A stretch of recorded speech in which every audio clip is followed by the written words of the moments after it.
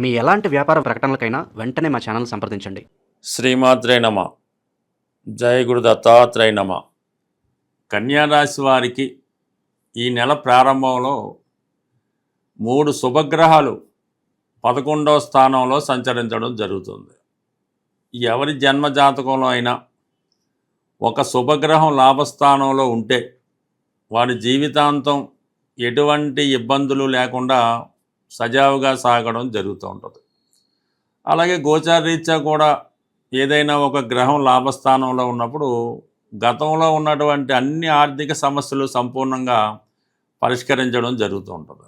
అటువంటిది 3 శుభగ్రహాలు ఒకేసారి 11వ స్థానంలోకి రావడంతో జాతకుడికి అనేక అవకాశాలు ఒకేసారి రావడం జరుగుతూ ఉంటుంది.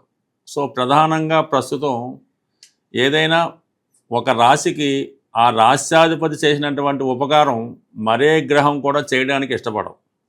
అటువంటి రాశ్యాధిపతి బుధుడు ప్రస్తుతం 11వ స్థానంలో వక్రగమనంలో ఉండడం జరుగుతుంది. అంటే వక్రగమనంలో ఉంటే మరింత ప్రయత్నం, మరింత ఎక్కువ కష్టపడడం జరుగుతూ ఉంటుంది. అంటే గతంలో ఏదో కాలేజీ సీటు కోసం ప్రయత్నం చేసాం, రాలేదు, తిరిగి ప్రయత్నం చేస్తే వస్తుంది.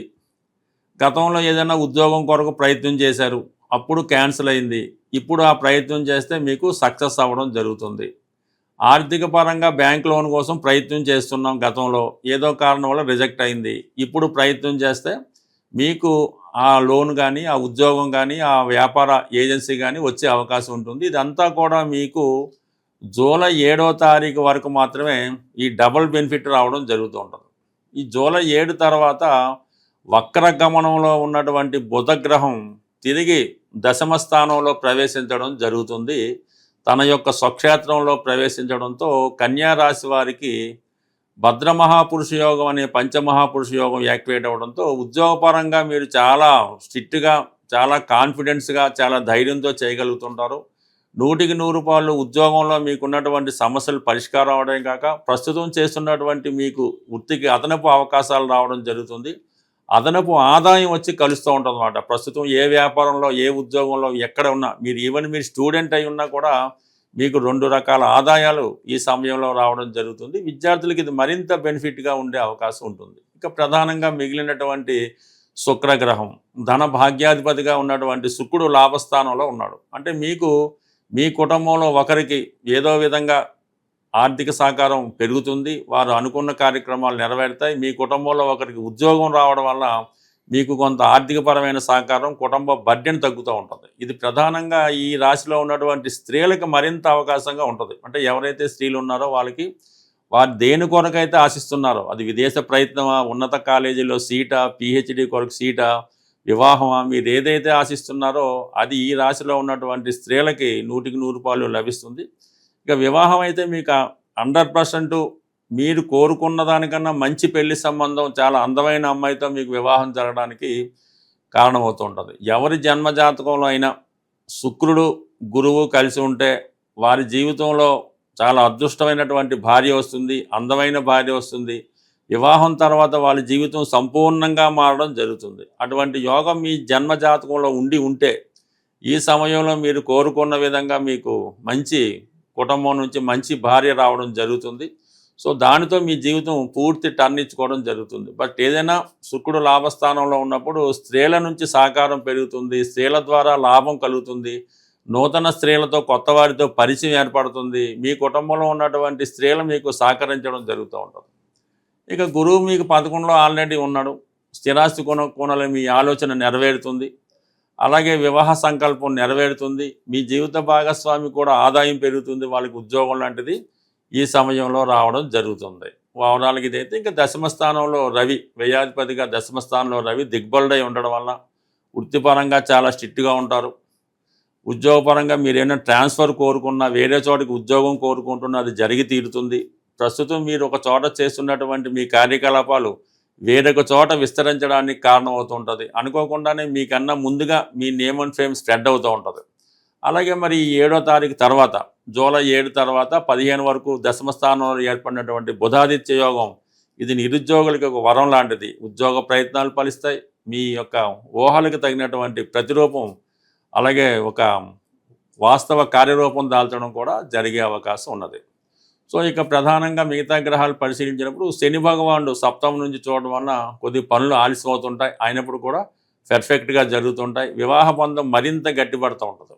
6వ స్థానంలో రాహు అనేది ఇంటర్వ్యూలో కానీ శత్రువులపై కంప్లీట్ విజయం లభిస్తూ ఉంటుంది. ఇది క్రీడా రంగంలో ఉన్న వాళ్ళకి, రాజకీయ రంగంలో ఉన్న వాళ్ళకి ఎత్తుకు పై ఎత్తు వేస్తూ ప్రత్యర్థులను చిత్తు చేసే విధంగా రాహు 6వ స్థానంలో సంచరించడం జరుగుతుంది. ఇక వ్యయంలో కేతు ఉండడం వల్ల కొన్ని అనవసర ఖర్చులు, ఇతరుల సలహాల వల్ల నష్టపోవడం జరుగుతుంటుంది. కాబట్టి ఈ విషయంలో జాగ్రత్త వహించండి. బట్ ఏదైనా ఇది ఒక అద్భుతమైనటువంటి కాంబినేషన్ మీకు 11వ స్థానంలో ఏర్పడడం అనేది అది రేరుగా జరుగుతుంది. ఏదైనా ప్రయత్నం లేకుండా ఫలితం జరగదు. కాబట్టి చిన్న ప్రయత్నంతో గొప్ప ఫలితాన్ని పొందే అవకాశం ఉంటుంది.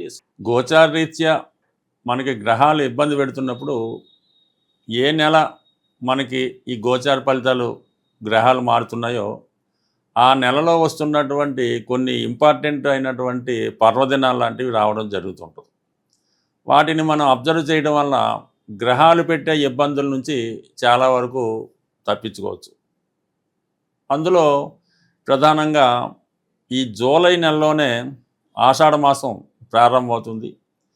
ఆషాఢ మాస ప్రారంభంలోనే అంటే జూలై 16వ తారీఖు నుంచి రథయాత్ర ప్రారంభమవుతుంది. ఇది సుమారుగా ఈ పూరి మహాక్షేత్రంలో జరుగుతుంటుంది. చాలా కాలంగా నేను తెలుసుకున్న విషయం ఏంటంటే, ఎవరైతే సంతానం లేక ఇబ్బంది పడుతున్నారో, పెళ్ళై 6 సంవత్సరాలు 7 సంవత్సరాలు 10 సంవత్సరాలు అయినా కూడా సంతానం లేక ఇబ్బంది పడుతున్నారో వారు ఈ రథయాత్రలో ప్రత్యక్షంగా పాల్గొనడం వల్ల కంప్లీట్గా మీకు ఆ సంతానం అన్నది మళ్ళా రథయాత్ర రాకుండానే కలగడం అన్నది ప్రత్యక్షంగా చాలామందికి నేను చూడడం జరిగింది. నేను చెప్పిన వాళ్ళు కూడా పాటించడం వల్ల ఆ జగన్నాథుని అనుగ్రహం వల్ల రావడం జరిగింది. సో కారణాంతరాల వల్ల మనం పూరి మహాక్షేత్రాన్ని దర్శించుకోలేని పక్షంలో లోకల్గా కూడా ఈ రథయాత్ర జరుగుతూ ఉంటుంది చివరి రోజు ఎప్పుడు. అందులో పాల్గొనడం వల్ల కూడా మీకు ఈ సంతాన పరంగా మీరు ఎదుర్కొంటున్నటువంటి సమస్యలు పరిష్కారం అవడం అన్నది జరుగుతూ ఉంటుంది. ఇక అలాగే ఇదే ఆషాఢ మాసంలో జూలై 29వ తారీఖున గురు పౌర్ణమి రావడం జరుగుతుంది. అంటే చాలామందికి వారి యొక్క జన్మ జాతకంలో గురు దోషం అంటే బ్రాహ్మణ దోషం వల్ల, గురుశాపం వల్ల, అంటే గురుశాపం అంటారు. ఆ కారణాల వల్ల ఏమవుతుందంటే వాళ్ళకి ఉద్యోగపరమైన ఇబ్బందులు ఎదుర్కోవడం, సంతానం కలగకపోవడం, అలాగే పిల్లల డెవలప్మెంట్ లేకపోవడం, ఈ విధమైనటువంటి ఇబ్బందులు కలుగుతూ ఉంటాయి. అంటే గురుశాపం అన్నది చాలా ఇబ్బందితో కూడుకున్నదన్నమాట. అన్నీ ఉంటాయి బట్ కానీ సరైనటువంటి మార్గం దొరకదు. ఎవరైతే ఆ విధంగా ఇబ్బంది పడుతున్నారో ఈ గురు పౌర్ణమి జూలై 29వ రోజు మీకైతే గురువు ఎవరైతే ఉన్నారో ఆ గురువుని సత్కరించడం వల్ల, వారి పాదాలకి నమస్కరించి ఆశీర్వాదం తీసుకోవడం వల్ల, అంటే గురువు అన్నప్పుడు మీకు కేవలం విద్య నేర్పే గురువు కాకుండా తల్లిదండ్రులు, పెద్దవాళ్ళు అందరూ కూడా గురువు సమానులే. అంటే తెలిసి తెలియకుండా మీరు జీవితం ఇప్పటిదాకా జరిగిన మీ లైఫ్లో ఒకసారి వెళ్ళినప్పుడు ఏ సందర్భంలో అయినా మీరు పెద్దవాళ్ళని అవమానించడం కానీ, దూషించడం కానీ, ఇంకో విధంగా ప్రవర్తించడం కానీ జరిగి ఉంటే అది మీ జీవితాన్ని చాలా ఇబ్బంది పెడతాం జరుగుతూ ఉంటుంది. అటువంటి మీకు సంఘటన గుర్తుంటే వారిని ఒక్కసారి మీరు కలుసుకొని మీ పొరపాటుని వాళ్ళ దగ్గర ఒప్పుకొని ఒక్కసారి వాళ్ళ పాదాలకు నమస్కారం చేయడం వల్ల కంప్లీట్గా మీకు ఈ యొక్క గురువు యొక్క ఆశీర్వాదం లభిస్తుంది. అంటే గురు శాపం ఎంత ఇబ్బంది పెడుతుందో గురువు ఆశీర్వాదం కూడా అంత గొప్ప ఫలితాన్ని మీకు ఇవ్వడం జరుగుతుంటుంది. కాబట్టి మీ జీవితంలో ఎదుర్కొన్నటువంటి ప్రధాన సమస్యలకి ఈ జూలై నెలలో వచ్చినటువంటి ఈ 2 కూడా చాలా ఇంపార్టెంట్గా మీకు కారణం అవుతున్నాయి. కాబట్టి మరి ఏదన్నా మీ యొక్క జీవితాన్ని ఈ మంచి కార్యక్రమంలో పాల్గొంటే కంప్లీట్గా, అంటే అది మనసుకు కష్టం అవుతుందా అలాంటిది ఏమొద్దు, బట్ ఏదైనా గురువు యొక్క ఆశీర్వాదం మీరు తీసుకోండి.